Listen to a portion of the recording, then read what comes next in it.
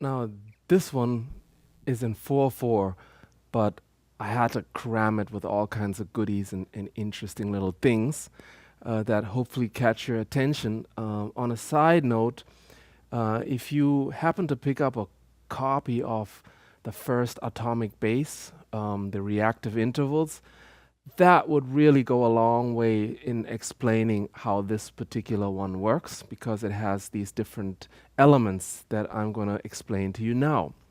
First of all, we're dealing with parallel moving fourths, and it all is in a swing feel, in a hip hop kind of feel where the 16th notes are swung. So you have four of them, but it's broken down in three notes only. So it is do do do, and then that little line do do do repeats upper minor third do do do. So those are fourths stacked in minor thirds. Do do do do do do. 1, 2, 3, and 4. Do do do do do do. And notice how the second one is not in the same place. Do do do do do do. See, that is another interesting thing you can do when creating a bass line is to take the same note material but displace it in time, which turns it into something completely different. And so we have do-do-do, which starts on the beat, and boo-do-da. The beat here is on the last note.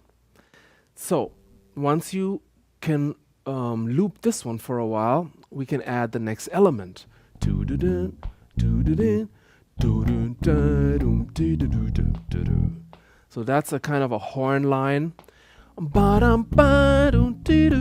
Lots of anticipations here. 2, 3 starts on the beat. Do, anticipated by a 16th note. Do, 1 is here of the next bar.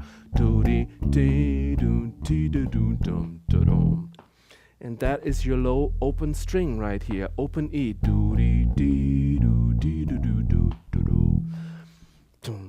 2, 3. Only working on that little part.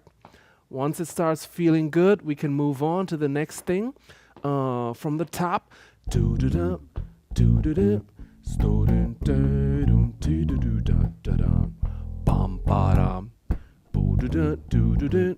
One more time.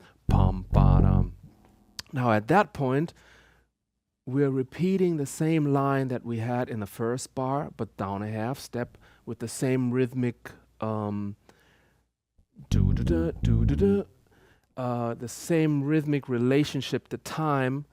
You see how again you have parallel fourths moving in a relationship of a minor third. And then the very end, bum ba da dee doom, bum ba da dee doom. Those are basically two rhythmic components that repeat exactly the same way. Da da da da dum, bum ba ba doo dum. 2, 3, 4 starts on the beat, an 8th note, 2 16th notes, bum ba dum, tak da da da da, tak da da dee do. That's only the last bar. Bum ba ba dee dum, bum ba da dee dum. Harmonically, there's also some symmetry in there of the whole tone scale. Ma do do da dee do. So that takes you back to the beginning of the line. Okay, the whole thing ultra slow in conjunction. 3, 4. Ba dum ba boom ba ba do boom ba boom boom ba dum. Boo boo ba boo boo bim. Whole tone scale from the top. And again, we are going to play this groove for you. Okay, Kai, concentrate. Don don don.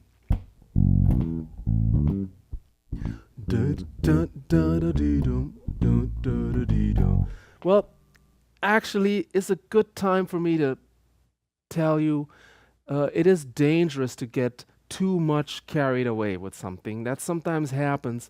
So watch out that when you practice these things, spend enough time with each element. You might get a little antsy and go, oh, this takes me so long. But honestly speaking, if you spend a lot of time with one thing, you will know it forever. Because at the end of the day, these grooves and this music is made up of little bits and pieces and elements that will always come back to you in different songs, different meters, with different projects. And so knowing something in depth, even if you're spending a half an hour on one beat, is a good thing. All right? Then you're going to have lots of fun and also be able to move this into your next project. All right, I think we have it together and we can venture on to the next galaxy.